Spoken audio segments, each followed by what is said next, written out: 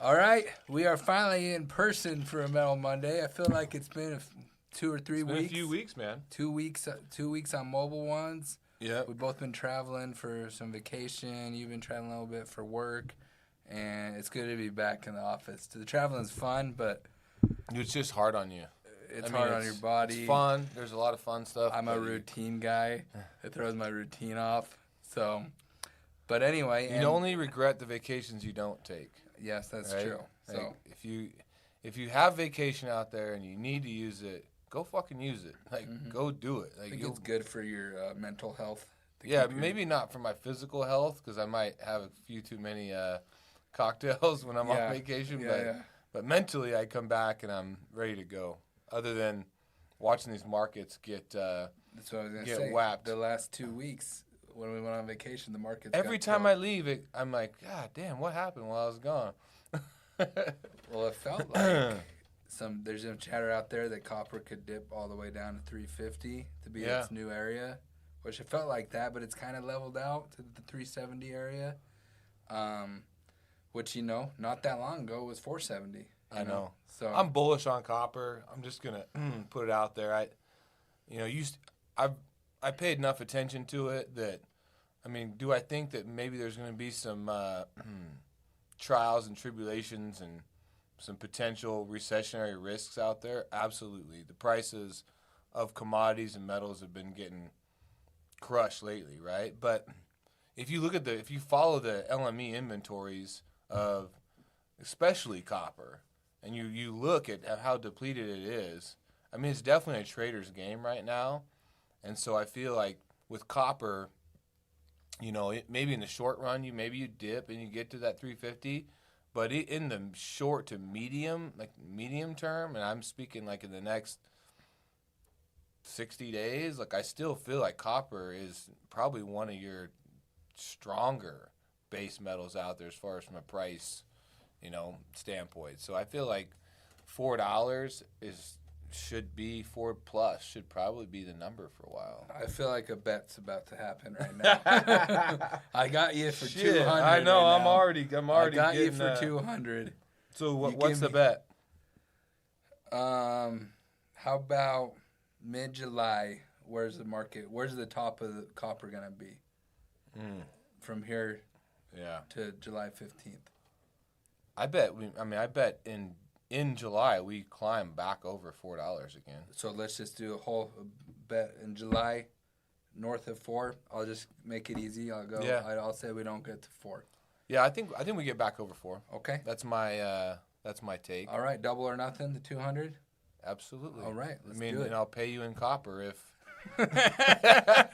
if I lose. I'll just bring a fucking box of chops and I'll be like, well, here you go. Like, go cash it in at the recycling center and figure it out. They won't buy this from me, Brett. I know. It looks like July is gonna be rough on the ferrous side. We're already seeing some adjustments today, right? Some adjustments like from some shredders. Everybody's kind of getting nervous, cold feet. I think 08's still so fresh in people's mind, how quickly it descended, from $600-700 iron all the way to fucking $100. Like Yeah. it went real quick, and I think that is keeping So do you people. think there's a lot of fear out there that's 100%. controlling the market? So it could really bounce back pretty quick. Well, it's just because nobody knows where the Fed stops on the rates. You still have your. Would they raise it 0.75? Yeah. Is that right? And there's just a lot of uncertainty, and when people are uncertain about any sort of outcome, they get nervous, right? So it's like that's what causes people to sell stocks and get liquid into cash. Like that's what causes people when the market's coming off. Instead of selling when they had a good profit or whatever, and then they're sitting there and they watch it come down and they get nervous, and then they sell it, right? And that's no different in commodities. It's no different when people are like, "Oh man, I don't want to wait this one out. I don't know where this thing's going. Let's just sell it and either take a little loss or Cut even. Yeah. versus just saying, "Oh, we feel pretty strongly about it." So, and in our position, right, as a scrap, recycler, that's all you're doing all day long is trying to figure out what you can buy it for, trying to determine what you can sell it for. And when the markets are all over the map, you're kind of just trying to pick and choose your spots. It makes it tough out there, on both ends, So, yeah. But moving forward, July is going to be rough, I think, at least on the ferrous side. Yeah. You think copper recovers a little? I think we get a little bit back. What do you think about nickel?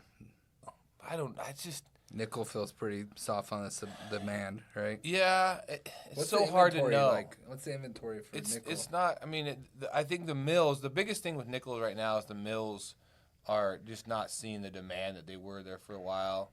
So we've seen close to a 50-cent swing in that in the last. Yeah, easily. Nickel has definitely gotten hammered. The price of stainless gotten hammered, which is kind of par for the course right now because there's so much. There's a pretty big ferrous component to that, at least on the 304, 316 side. So, I don't know. I don't have a strong gut feel for nickel, to be honest. Like I'd just be guessing like everybody else. And I feel like even the same for copper, really. But I just feel like there's still a fair amount of copper is just so crucial to everything, infrastructure. Everything in the future, it's such a crucial component. Especially for all this EV stuff. You don't want to get caught short on that deal. I really don't believe so. I mean, does it have room to go down more? Yeah, for sure. I mean, could we see iron drop, another $50, $100 in the next few months? For sure. But at some point, it becomes a scarce commodity again because, as a recycling company, you're just not seeing as much of it. We're slow. We're slow. We were crazy busy, and I think it was a combination of pricing and just the nature of what's going on in our areas. But right now, it is super slow, and I think it's mainly price-driven is why it's so slow. Well, dude, if you have $5 diesel, $6 diesel, $5 gas, and fucking $100 scrap, dude, there ain't and it's 100 degrees outside, like it's gonna be over here in Idaho. Today, we're gonna hit 100 today. When it's like that, there ain't a lot of motivation to go fucking haul some scrap out of the field and bring it into the yard. Especially if it's already been sitting there for 20 years. They're like, yeah, it can sit there for another 20 if it has to. Exactly. So it'll be interesting. Like I said, supply demand. If there's no demand, it doesn't really matter what the supply situation looks like. But if we get a little bit of demand, we get a little break in the dollar, maybe it might pick up. The exports might pick up. So we'll see what happens. But we're probably two pretty positive individuals. So that's one of my biggest weaknesses. We're gonna do what we do, and we're gonna grind through it if it needs to be grind through, or we're gonna try and take advantage where we can. Yeah, we'll adjust. We'll adjust quickly. You brought this up the other day in one of your posts, and it's one of my favorite sayings. And I have a shirt from the company called GoRuck that says it: "Embrace the suck." Yeah. And that you gotta embrace it. I have some buyers out there that help us out. They're kind of green, that have only been around when things are good. Good. And now I'm like, dude, all right, this really shows you how good a communicator you are with your customer and how to handle explaining it to them, because it's hard to explain. Oh, hey, man, it's down. It's half of what I paid you 3 months ago. Yeah. And it's just hard for some people to compute, especially when gas keeps going up, The real, your real good sales, or in our case, buyers, your good customer, relations guys and gals, this is where you earn your, this is the meats and potatoes. It's easy when it's up $50 a ton every month. You look like a hero, right? Yep. But the real meats and potatoes is your ability to communicate to the customer and say, hey, when it moves up, I'm moving it up with you. When it moves down, if I got to move down because I still have a business to run. But the reality of it is just your ability to communicate where it's going, what to expect, and take care of them, even when the times suck. That's how you win in the long run. But that's going to separate the men from the boys and the women from the girls. 100%. One more thing. We got our 50th anniversary this Saturday.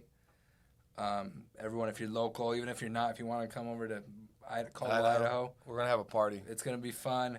We got a truck show in the morning. We got a party midday throughout the night. And it's going to be a good time. Come celebrate with us. So. Yeah, we're going to do a little. I'm going to do a Scrap Life podcast this week, and just talk about our 50-year anniversary.